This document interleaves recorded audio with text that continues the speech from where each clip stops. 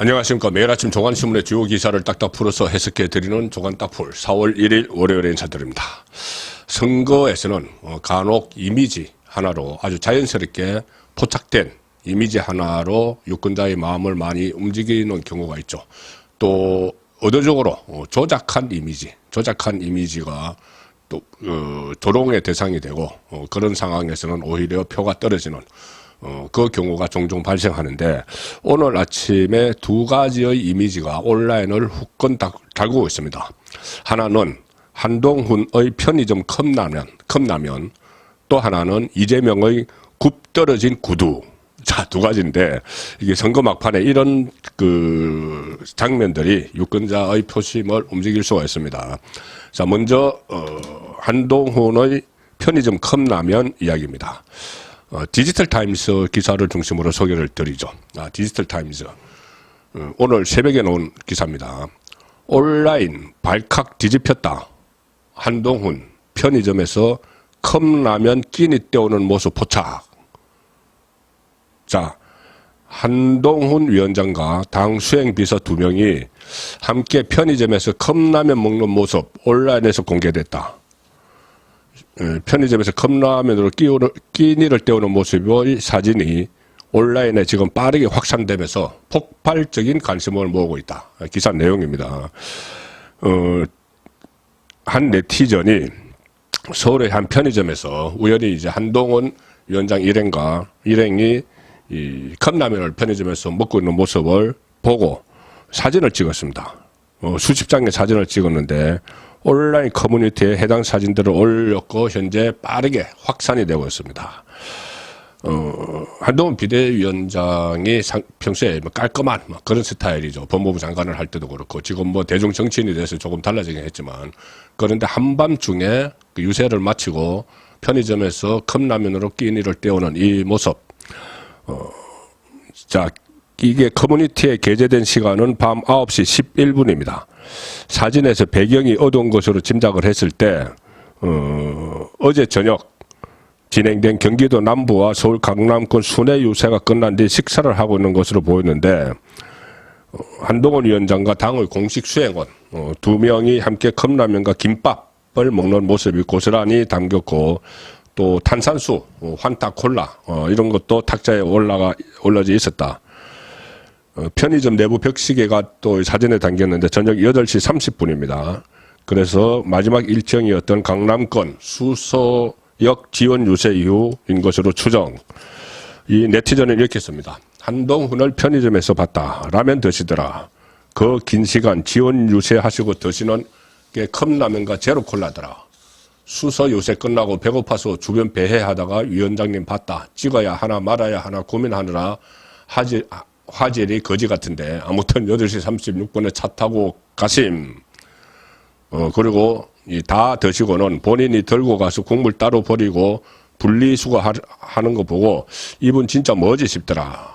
자, 그 힘든 스케줄 다 끝내고 드시는 게 김치 사발면이라니 보좌관님께 여쭤보니 요즘 하루 종일 계속 그렇게 드신다고 하고 오늘 점심도 달리는 차 안에서 김밥 드셨다고 하시더라. 자, 그래서 이런 모습 좀 생소한 상황이죠. 과거의 어떤 당 대표들 상당히 좀 근위적인 그런 모습들이 많이 비쳤는데, 한동훈 비대위원장은 법무부 장관 할 때는 상당히 좀 딱딱한 이미지였죠. 딱딱한 이미지였는데 지금 대중 정치인이 되면서 이런 모습이 선거 막판에 특히 한밤중에 국민의힘이 지금 좀 선거에 어렵다는 이야기가 나오고 있을 때 이런 사진이 온라인에서 화제가 되는 것은 민심을 움직이는 데도 효과가 있을 걸로 봅니다. 자, 반면에 이재명의 굽 떨어진 구두, 이것은 매일경제신문을 중심으로 소개를 드리겠습니다. 매일경제신문 인터넷판인데, 이재명 떨어진 구두 굽 사진에 국민의 미래 안쓰럽다 못해 민망하다. 자, 이게 무슨 이야기냐면은 이제 민주당 비서실에서 그 굽이 떨어진 이재명 사진의 굽이 떨어진 사진을 하나 지금 올렸습니다. 그제 올린 사진인데 SNS에 구두 굽이 떨어진 사진, 그리고 비서실 피설, 그러니까 생각이라는 제목의 글을 게시를 했습니다. 이렇게 썼습니다. 누군가의 신발에는 그 사람이 걸어온 길이 담겨 있다고 한다. 자신도 모르는 사이 떨어져 버린 구두 굽. 이번 선거에 임하는 이재명 대표의 절박함이 오롯이 녹아 있다. 그러면서 굽이 떨어진 구두 사진을 올렸습니다. 오늘 이재명 대표는 이 일정 실화냐라는 말이 나올 정도로 강행군을 했다. 송파을부터 송파갑, 송파병 쭉 서대문 갑까지 서울 전역을 뛰고 또 뛰었다. 4.10 심판의 날이 하루하루 다가올수록 위기감이 높아져 가고 있기 때문이다. 그래서 열심히 뛰어다니느라고 이 구두 굽이 떨어졌다. 자, 그리고 구두를 벗어놓은 구두를 사진을 찍어서 확대를 해서 이 페이스북에 올렸습니다. 그만큼 이재명 정말 구두 굽이 떨어질 것도 모를 정도로 열심히 뛰어다니고 있다. 상식적으로 생각해도 요즘 선거운동이 이 선거 지원 요새를 가는데 과거에 시골에 운동화 신고 막 다니는 것처럼 그렇게 하지 않죠. 차로 이동을 해서 사람들이 모여 있으면 거기 가서 연설을 하고 또 차 타고 이동해서 다른 그 지역을 가고 차로 빨리빨리 움직여야지 여러 곳을 다닐 수가 있죠. 걸어서 막 다니고 하지 않습니다. 그런데 이 굽이 떨어졌다. 이것을 놓고 국민의힘 비례정당이죠. 국민의 미래의 김시관 선대위 대변인은 논평을 냅니다. 어떻게 하냐면, 어떤 말이냐면은, 아니, 경기도 법인카드로 청담동 고급 미용실에서 일제 샴푸를 사와서 외모를 관리하면서 차은우보다 더 미남 소리를 듣던 이재명 대표가 왜 갑자기 빈곤 코스프레를 하느냐. 빈곤 코스프레를 하는, 안쓰럽다 못해 민망하다. 경기도 법인카드로 초밥과 샌드위치를 사먹고 심지어 제사상에 올릴 제수용품까지 알뜰하게 구입하던 이 대표 아니냐. 법인카드를 사용하지 못하니 갑자기 살림이 궁핍해진 것인지 많은 사람이 이해해야 한다. 김남국은 구멍난 운동화로 빈곤 코스프레를 했지만 뒤로는 수십억 코인 거래를 해 두 얼굴의 정치인으로 각인이 됐다. 김남국은 이재명의 핵심 측근이죠. 7인의 멤버. 그때 구도에 구멍 뚫렸다. 한 푼만 줍소. 후원금 줍소 하더니 수십억 코인 소유주였고, 이재명의 떨어진 구도를 부정하고 싶지 않다. 다만 이런 조작된 이미지로 대중의 지지를 얻는 것은 불가능하다. 정치는 진정성이다. 자, 이렇게 논평을 하고 있습니다. 선거가 이제 막바지로 접어들면서 여러 가지 시도들이 있는데 그중에 유언비어도 있고 가짜 이미지도 있고 있는데 지금 말한 대로 김시관 대변인이 이야기한 대로 진정성이겠죠. 진정성. 자, 중앙일보 오늘 일면 기사입니다.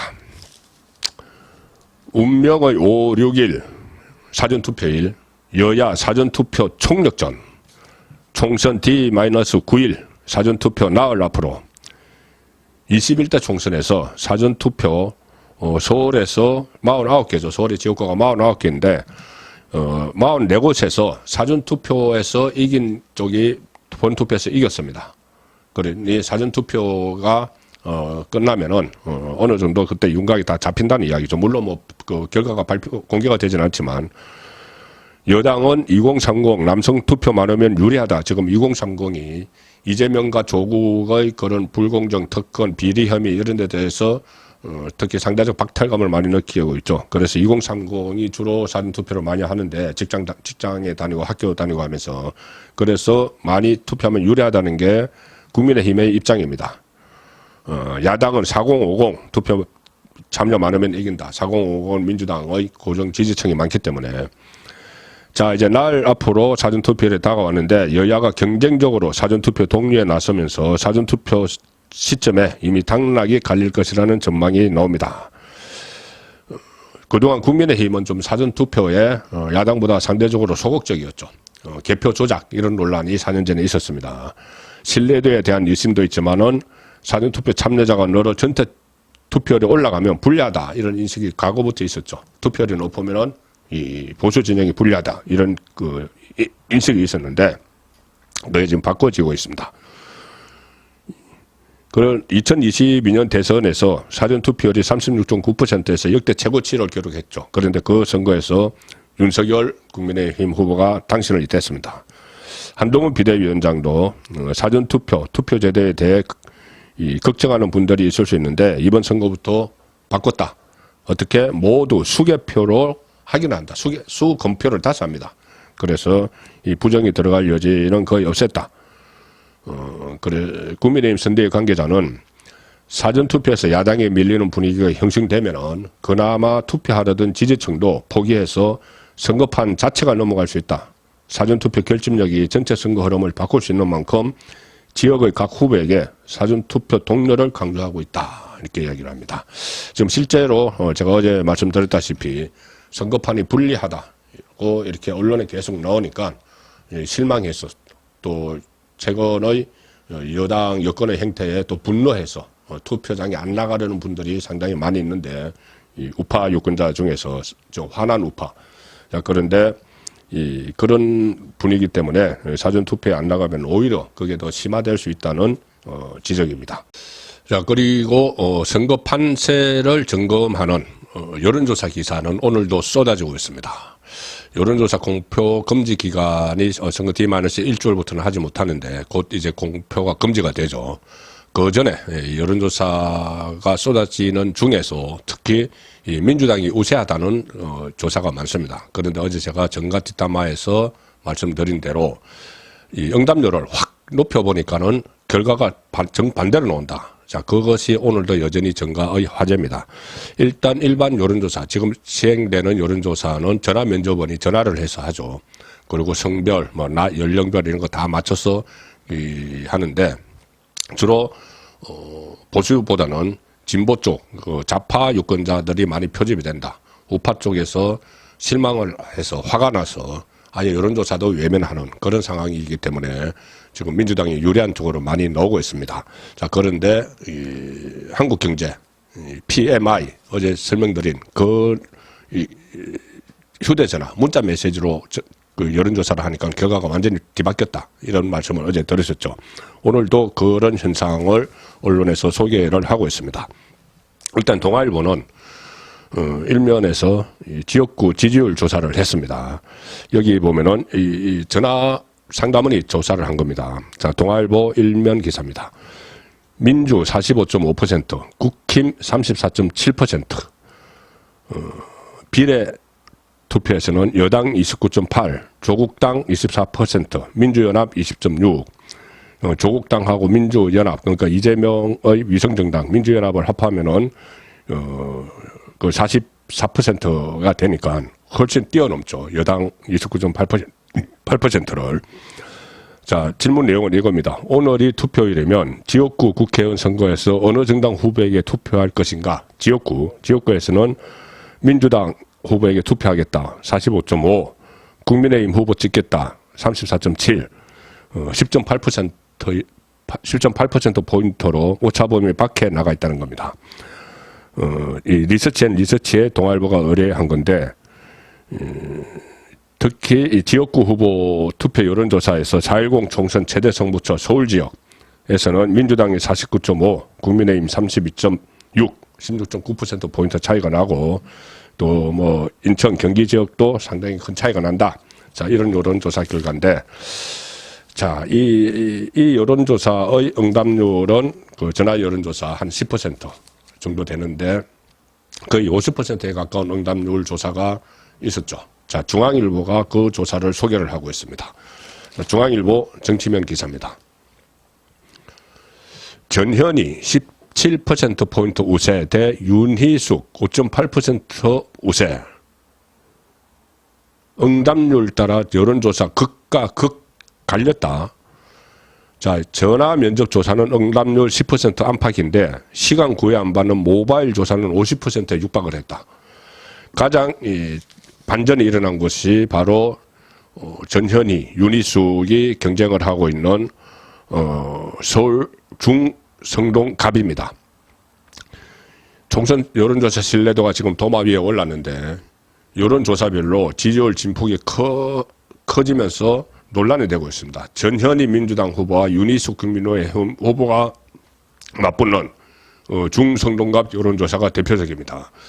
중앙일보 한국갤럽 조사에 의하면은 전화면접 조사에서 두 후보 지지율은 39% 동률 이런 게 하나 나왔고, 그런데 나흘 후에 KBS 전화면접 조사에서는 전현희 45, 윤희숙 28, 17%포인트나 또 벌어집니다. 며칠 사이에 지금. 여론이 변했다기보다 여론조사 방식이 다르기 때문이죠. 비슷한 기간에 진행된 조선일보, TV조선 전화면접 조사에서는 전현희 43, 윤희숙 27, 무려 16%포인트 또 격차가 납니다. 이렇게 막 들쑥날쑥한데 오히려 윤희숙이 오차범위 안에서 전현희를 앞선다는 여론조사가 나왔습니다. 처음 나온 거죠. 윤희숙이 앞선다. 한국경제신문이 PMI에 의뢰해서 500명을 대상으로 진행한 조사에서 윤희숙 39.8, 전현희 34. 이 조사는 문자 메시지 등으로 발송된 온라인 설문지에 응답하는 모바일 웹조사. 응답률은 무려 48.3%. 거의 뭐 절반이 응답을 하죠. ARS 조사는 한 5%. 전화 면접원 조사는 10%가 응답률인데 이것보다 응답률이 훨씬 높습니다. 그러니까 전화나 ARS는 한 5, 6분 동안 수화기를 들고 있어야 되고 하니까 정치에 관심이 많은 쪽이 주로 많이 응답을 하죠. 그리고 양 정당의 이 강성 지지층이 응답을 많이 하는데 국민의힘 강성 지지층은 지금 여건에 많이 실망을 해서 여론조사를 외면하는 상황입니다. 그러니 이게 ARS 전화 면접 조사에서 민주당을 지지한다는 게 많이 나오고 있다는 분석인 거죠.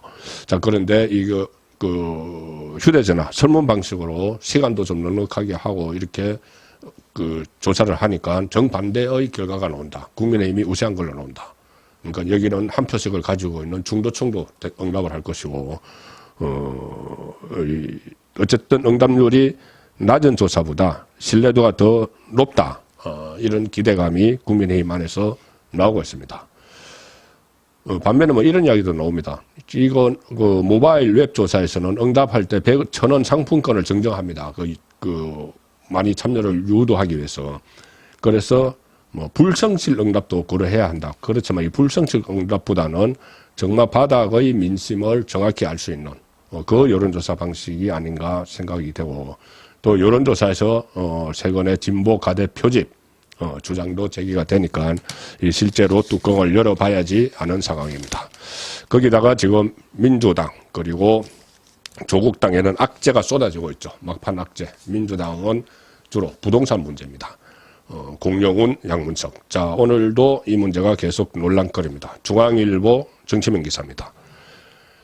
양문석 편법 대출 논란 확산. 대학생 딸 명의 11억 사업자 대출 그 이야기죠. 민주당은 후보가 대응할 문제다. 아직 사퇴시킬 의사는 없는 것 같습니다. 자, 사퇴를 시키지 않으면은 오히려 이것이 다른 민주당에도 영향을 미쳐서 국민의힘에 유리한 국면이 조성이 될 수가 있죠. 특히 부동산 문제는 이 문재인 정부에서 가장 실패한 아킬레스건 같은 이야기죠. 그래서 이것이 이슈로 등장이 계속되면은 국민의힘에 유리한 국면이 조성될 수가 있습니다. 양문석은 대출로 피해 입은 사람이 있느냐 이렇게 버티는데, 한동훈 비대위원장은 사기 대출을 했기 때문에 소상공인이 피해를 입었다. 소상공인에게 새마을금고에서 대출을 해줄 돈을 이 양문석이 사기 대출로 가져갔기 때문에 피해자 있다. 소상공인이다. 이야기입니다. 그리고 아빠 찬스 논란 공영훈, 또 다른 의혹이 막 제기가 되고 있는 상황입니다. 자, 그래서 특히 양문석 문제는 안산갑뿐만 아니라 전체 선거구에 영향을 미치기 때문에 야당 심판론의 도화선도 될 수가 있습니다. 조국당의 상징적인 자리 1번을 받았는데 남편이 10개월 만에 41억 원 정관예우 수임을 한 변호사, 자, 논란이 되고 있죠. 자, 그런데 박은정인데 또 새로운 논란을 불러일으키고 있습니다.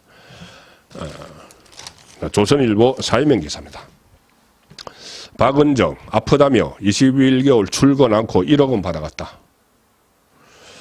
조국신당 비례 1번 박은정 전 검사 병가, 휴직 등 연달아 내다가 출마를 했다. 복직 명령을 내리니까 소송까지 했다. 그러다가 최근 체하했다. 법조계에서는 아니 세금 축내다가 선거 나오느냐. 이 박은정이 문재인 정부 시절에는 승승장구했죠. 그러다가 윤석열 정부 들어서 이 근무지가 옮겨졌습니다. 옮겨지니까 아예 출근을 안 해버렸다는 이야기죠. 강주지검 중요경제범죄조사단 부장검사로 발령받은 직후 연가를 내고 출근을 하지 않았다. 아예 출근 안 하면서 본인의 불편한 마음을 표출한 거죠. 박은정은 2022년 7월 4일에 강주지검으로 발령을 받았는데 같은 달 중순부터 9월까지 병가를 냈다. 사유는 정신과 치료. 지금 이 국민의힘에서는 이 정신과가 공황장애 치료를 한다고 병가를 냈다고 이야기를 하고 있습니다. 자, 그런데 공황장애 때문에 출근도 못하는 사람이 지금 국회의원 되겠다고 하는 거죠. 그렇다면은 이 병가 기간이 끝나자 다시 질병휴직을 냈고 법무부는 질병휴직을 마치는 시점에 휴직을 연장하지 말고 복직하라는 명령을 내렸지만은 복직하지 않고 오히려 복직명령 처분 취소 소송을 내고 다시 또 병가를 쓰고 공무원은 연가 병가를 쓰면 급여 전액을 또 휴직을 하면 급여 70%를 받게 되어 있습니다. 그래서 박은정은 2022년 7월부터 지난 3월까지 강주지검에 한 차례도 출근하지 않고 급여로 1억 원을 받았다고 합니다. 자, 공황장애를 그 이유로 출근을 안 하고 1억 원을 받아갔는데 출근도 할 수 없을 정도로 공황장애를 앓고 있는 사람이 국회의원이 되겠다고 비례대표 1번으로 신청을 했습니다. 4월 1일 보내드린 조간 딱풀이었습니다.